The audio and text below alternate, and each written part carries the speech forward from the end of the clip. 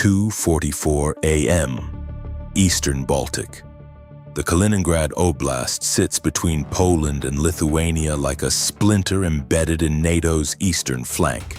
15,000 square kilometers of Russian sovereign territory, 400 kilometers from the nearest point of mainland Russia. Hosting the Baltic Fleet headquarters, 2 Iskander-M short-range ballistic missile brigades, S-400 surface-to-air missile systems, and Bastion coastal defense batteries capable of reaching targets across the entire Baltic Sea. The Russian military had been conducting what its Ministry of Defense described as scheduled readiness exercises in the oblast for 11 days. The exercises were real. The scheduling was not. The intelligence picture had been building for 9 days, assembled from signals collected by NATO's persistent surveillance architecture over the eastern Baltic region. The pattern was consistent with pre-operation preparations that NATO analysts had catalogued from Russian exercise doctrine. Iskander-M transporter erector launchers repositioning from garrison to dispersed field positions under cover of the exercise designation. An uptick in encrypted communications between the 152nd Missile Brigade headquarters and the Western Military District Command in St. Petersburg, and the indicator that produced the highest confidence assessment in the NATO intelligence fusion cell at Ramstein. A logistics signature consistent with warhead mating operations at the Donskoye storage facility outside Kaliningrad city. Warhead mating was not an exercise activity. It was a pre-launch preparation. The trigger for the operation had been a NATO decision 6 days earlier. The formal approval of a permanent multinational brigade headquarters at Suwałki, Poland, covering the 100-kilometer land corridor between Poland and Lithuania, that military planners had designated as the alliance's most vulnerable geographic point, the Suwałki Gap. A permanent headquarters at Suwałki meant permanent infrastructure, permanent intelligence collection, and permanent targeting of Russian and Belarusian force positioning along the corridor. Moscow had assessed the Suwałki headquarters not as a defensive measure but as a surveillance platform that would permanently degrade Russia's ability to operate in the corridor without NATO observation. The response had been authorized at the highest level of the Russian command structure. Not a full-scale operation. A targeted demonstration of range and precision. Iskander-M strikes on the infrastructure that supported the Suwałki headquarters and on the air bases that would be required for any NATO counter-air campaign against Kaliningrad itself. A message delivered in concrete and steel, designed to establish that the Suwałki corridor was covered, designed to show that NATO's eastern expansion had a cost. The message had been prepared with precision. It had not been prepared with an understanding of what the previous 6 years of NATO eastern flank reinforcement had actually produced. At 2:44:07 a.m., the space-based infrared system satellite in geosynchronous orbit over Eastern Europe registered the first thermal signatures from the Kaliningrad Oblast. Iskander-M missiles have a distinctive boost phase infrared profile, shorter and more intense than a larger ballistic system, consistent with the Iskander's 500-kilometer range and solid fuel motor. The SBIRS analyst at Space Delta 4 covering the European account had been monitoring the Kaliningrad exercise signatures for 11 days. At 2:44:12 a.m., 5 seconds after the first ignition, her display showed 6 simultaneous thermal events at positions consistent with dispersed Iskander-M TEL field positions across the southern and eastern edges of the oblast. Then 4 more from the northwestern sector. Then another cluster from positions near Gvardesk. Final SBIRS count over the following 3 minutes. 22 individual launch events.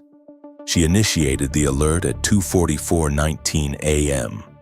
7 seconds from first signature to alert transmission, the fastest she had ever activated the cascade on the European account.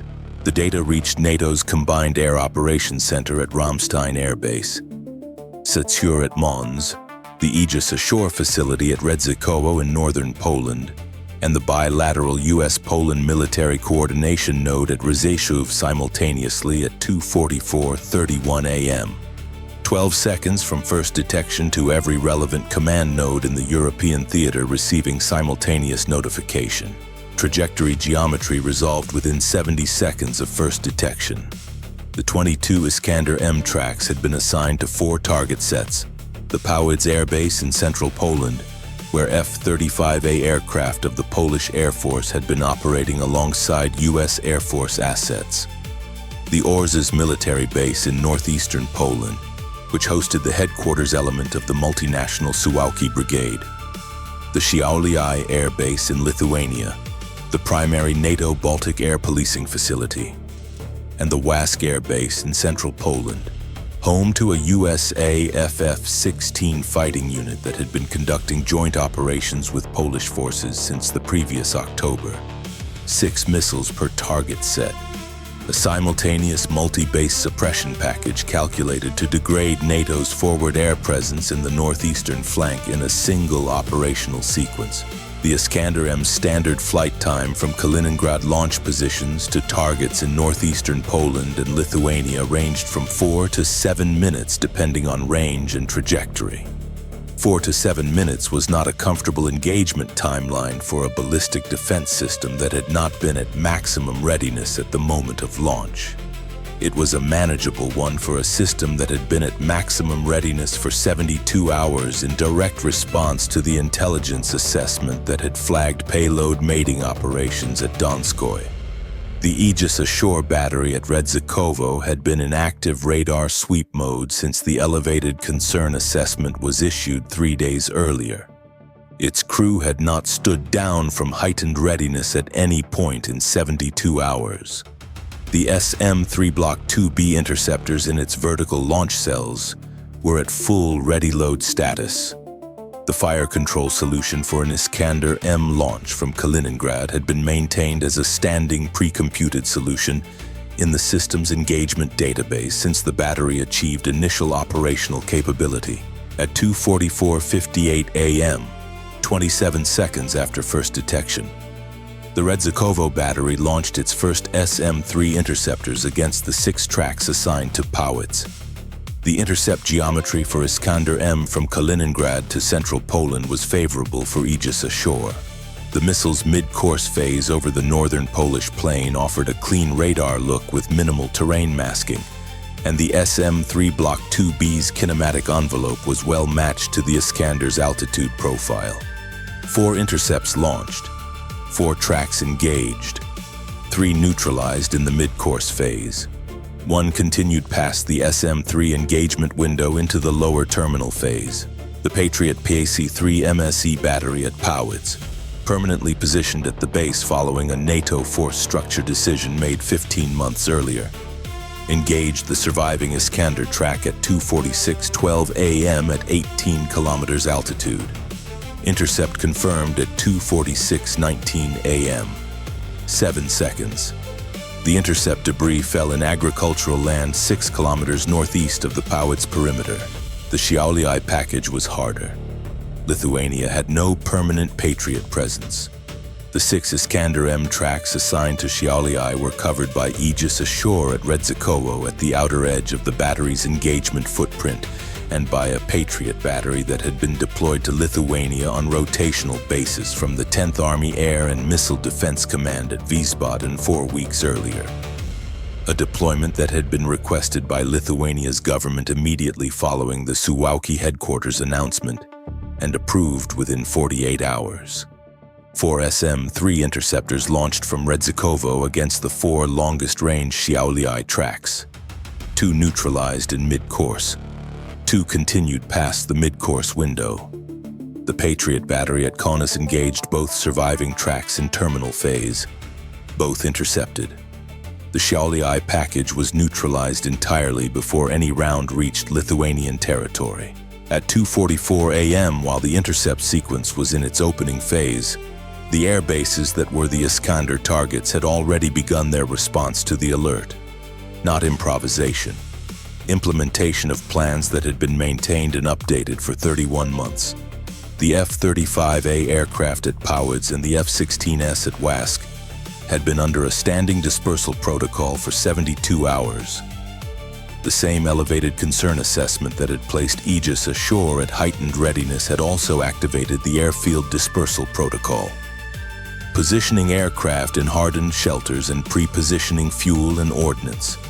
The Iskander strike packages had been calculated against aircraft positions that reflected a standard day's operations at those bases, not a 72-hour elevated alert posture.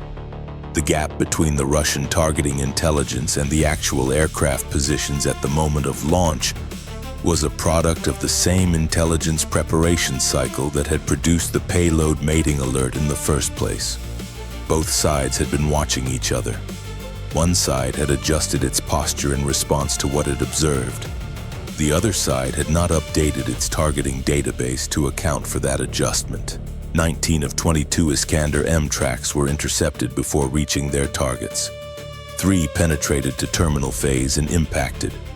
1 struck a taxiway at Powidz, producing a crater and rendering the northern taxiway approach non-operational. 1 struck a vehicle park at the Orzysz base perimeter, rendering a maintenance facility non-operational. 1 struck within the Šiauliai base perimeter, impacting a fuel storage area and producing a thermal event contained by base fire response teams within 22 minutes. No aircraft were on the aprons at any of the 3 bases at the time of impact. Personnel injuries at the 3 impact sites, 7 total, none critical. The Suwałki Brigade headquarters element in a hardened shelter at Orzysz was undamaged. The intercept rate was 86.4%.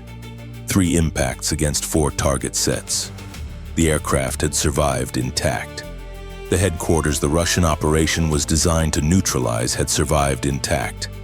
The message had been received with 3 craters and 7 injuries instead of the comprehensive suppression the operation had been planned to deliver. Operation Amber response was authorized by Secure at 2:47:11 a.m., 3 minutes after first detection. The targeting package had been maintained by NATO's Combined Air Operations Center for 16 months under the designation Kaliningrad Contingency Alpha.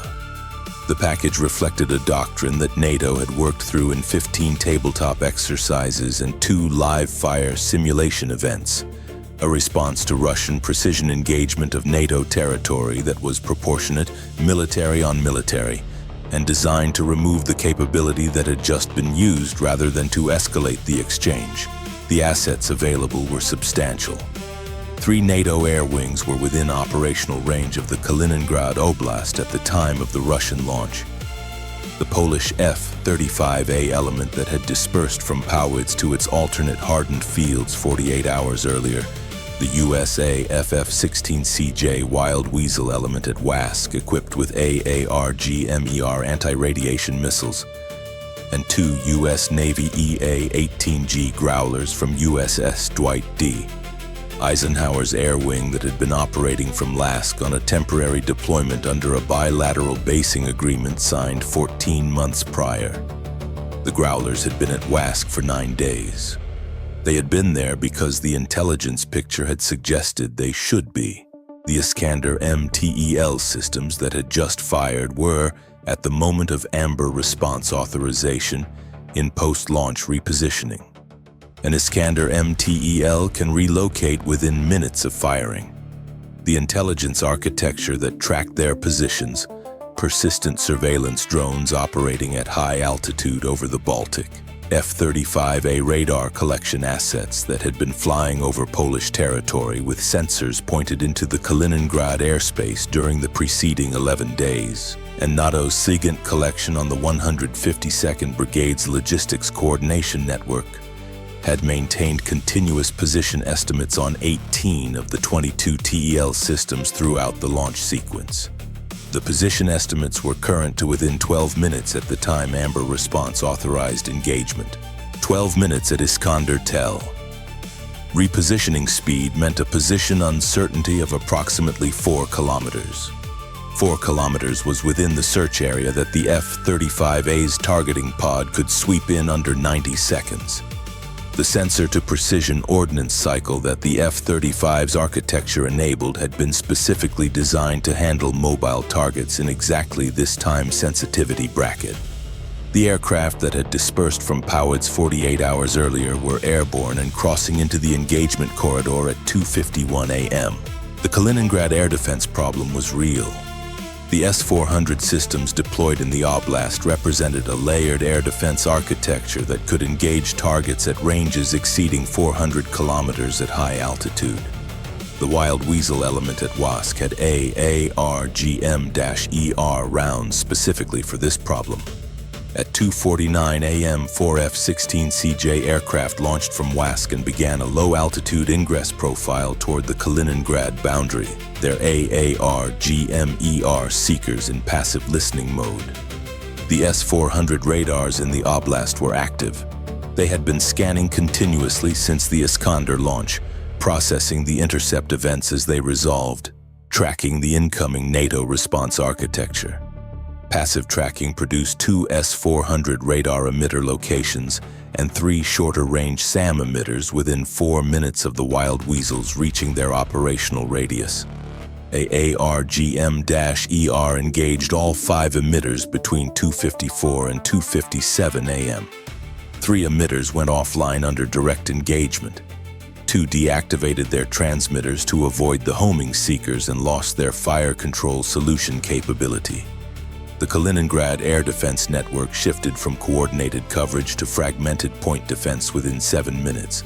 The EA-18G Growlers from the Eisenhower detachment had been airborne since 2:31 a.m., holding at altitude over the Baltic at a position that the Russian radar network had not assessed as threatening, because it corresponded to a routine NATO maritime patrol corridor that had been in use since the previous March. At 2:52 a.m., the Growlers activated their jamming systems and began generating broadband electronic suppression across the 152nd Brigade's communications frequencies. The Iskander-TEL repositioning that had been underway since the launch was now occurring without reliable communications between the TEL crews and the Brigade command post. Crews operating under jamming conditions relied on pre-planned repositioning routes to alternate firing positions. Those routes had been surveyed by NATO imagery intelligence 14 months earlier and were included in the Amber Response Targeting Database. 26 Tomahawk land attack missiles launched from USS Gravely and USS Porter in the Baltic Sea at 2:53 a.m. The Baltic Sea positioning of those 2 destroyers had not been publicized. Their presence in the eastern Baltic had been part of a quietly implemented naval repositioning that had accompanied the elevated concern assessment 3 days earlier. 26 Tomahawks, 14 assigned to the Iskander-TEL repositioning corridors and pre-surveyed alternate firing positions across the southern Kaliningrad Oblast. 8 assigned to the 152nd Brigade's command and communications infrastructure at Chernyakhovsk. 4 assigned to the Donskoye storage facility's surface support buildings and vehicle access routes. The F-35 has reached their weapon release points at 2:56 a.m. 17 TEL position updates had been generated by the sensor-to-shooter architecture in the 12 minutes since Amber response authorization. Each update refining the position estimate as the F-35's radar collected new data during the ingress. 12 TEL systems received AGM-158J ASSM engagements between 2:56 and 3:04 a.m. Not all 12 were confirmed neutralizations. 4 of the 12 TEL systems had repositioned beyond the position estimate's accuracy window. 8 were confirmed engaged within the required standoff geometry. 6 of those 8 produced confirmed post-engagement signatures consistent with a mission-disabled TEL system. At 3:09 a.m., the 152nd Brigade's command post at Chernyakhovsk lost communications connectivity across all primary channels simultaneously. Tomahawk impact on the facility's primary communications building at 3:08:44 a.m., followed by the secondary relay node at 3:09:11 a.m. The brigade's ability to coordinate the 14 remaining operational TEL systems it still possessed was reduced to pre-planned protocols executed without real-time command oversight. By 3:19 a.m., 35 minutes after the first Iskander launch, the operational accounting was running in the CAOC at Ramstein. Time from first S-Bayer's detection to first SM-3 intercept, 51 seconds. Iskander-M tracks launched, 22. Intercepted or neutralized before impact, 19. Intercept rate, 86.4%. Tracks that produced military effect, 3 impacts, no aircraft lost, no command infrastructure lost. US and NATO personnel injuries, 7 total, none critical. Amber response assets expended, 26 Tomahawks at $1.87 million each, $48.6 million. 8 AARGM-ER at $1.3 million each, $10.4 million. 8 JASSM engagements at $1.36 million each, $10.9 million. Total counter-operation ordnance cost, $69.9 million. Iskander-M TEL systems mission disabled, 6 confirmed, 2 probable. 152nd Brigade command infrastructure, non-operational. S-400 radar coverage, reduced to point defense. Kaliningrad Iskander second wave capacity, estimated 55% of pre-launch inventory remaining, command degraded. The operation had been designed to establish that NATO's eastern flank was undefended. It had produced 7 injuries, 3 craters, and a 35-minute demonstration that the flank had not been undefended for at least 31 months. Every element of the response, the Aegis Ashore intercept geometry, the Wild Weasel positioning, the Growler forward deployment, the Destroyer Baltic presence, the F-35A dispersal, the pre-computed targeting package, had been in position before the first Iskander left its canister. Not because the launch had been anticipated to the minute, because the Alliance had maintained the posture that made a response of this precision possible, regardless of when the launch occurred. The 152nd Brigade had expended 22 Iskander-M rounds. Each costs approximately $3 million. That was $66 million of precision ordnance that had produced 3 craters. The NATO response had cost $69.9 million and had reduced the brigade's remaining operational capacity by more than half, while removing its command and control architecture. The exchange ratio was nearly 1-to-1 in ordnance cost. The operational ratio was not comparable. NATO had fired from a posture of pre-positioned readiness. The 152nd Brigade had fired from a posture of strategic surprise that no longer existed at 3:19 a.m. The cost accounting of the exchange revealed a dimension the operations planners had not emphasized in their pre-launch assessments.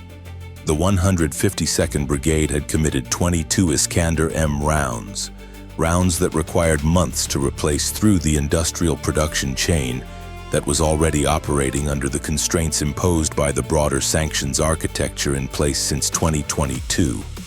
The replacement cost of those 22 rounds at current production estimates was between $66 and $74 million and represented a minimum 4-month production queue at the factory in Votkinsk.